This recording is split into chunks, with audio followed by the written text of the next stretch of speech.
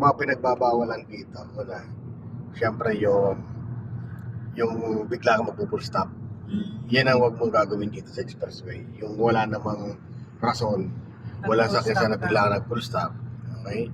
O kaya yung mga posisyon na ganito, di ba? Narito nakababad. So dapat ang posisyon natin nasa kanan. Kaya tayo mag-signal ka ng kanan.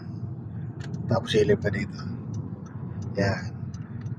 Yan po yung tamang posisyon ng mga medyo mabagal, dapat nandito talaga. Yan talaga lagi dapat naka-open yan. Overtaking. Opo, ma'am. Tapos, ang bawal pa dito, syempre yung overspeeding. So, ang speed dito, mayroong race na 100, ma'am. Minsan makikita mo dyan may 80. So, ano mo lang yan, sundin mo lang yan. Pag 100, hanggang 100. Pero kung kaya mo lang naman ay 80, 60 to 80, pwede na yan. 80 to 100. Ganun na. So, sundan mo lang po yun. Tapos, bawal din dito yung basta lang ka mag-change ang lane ng bara-bara.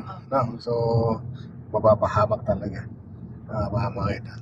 Kailangan, signal, tapos check mo na yung mirror. Kailangan sigurado walang sakyan. O kaya malayo yung sakyan, dapat kiniklear mo na bago mag-change ang lane. Yan lang mga tandaan mo na pagdating naman sa night driving, same din man. Ganito rin. Ang focus mo lang din lagi yung kuwit sa kaliwa, kuwit sa kanan. Tapos yung sakyan sa unahan. Tapos ito nadikit sa'yo. Tingnan mo lang kung papasok siya ng alanganin. Kasi yan, mga ganyan, no? Pag ganyan distance, pumasok yan, gano'n, pwedeng abutan mo pa rin. Pero pag yung pula na yan pumasok, wala problema doon, no? Pag malayo. Kaya papantayan mo pag may dumidikit yan, kagaya yan. Yan. Pagkaramdaman mo na yan. Diretso ka lang. Diretso ka lang. I-maintain mo lang yan. Tapos ito, diba, nauna to. Ayan, di naman basta-basta papasok din naman to kasi nasa lane mo yan eh.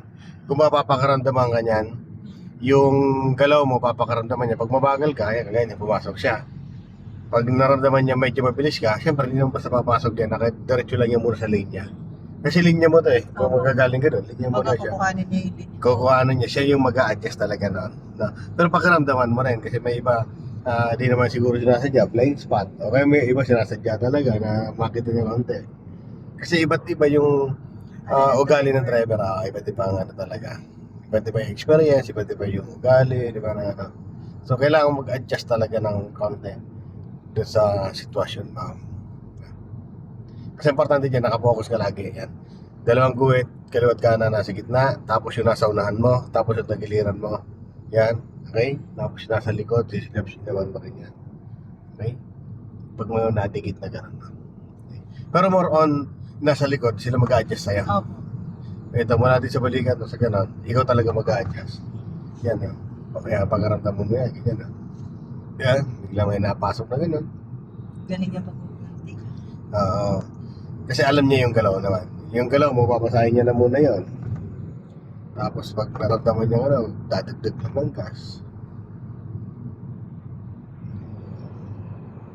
Madali naman magmaneho sa expressway kasi diretso lang naman.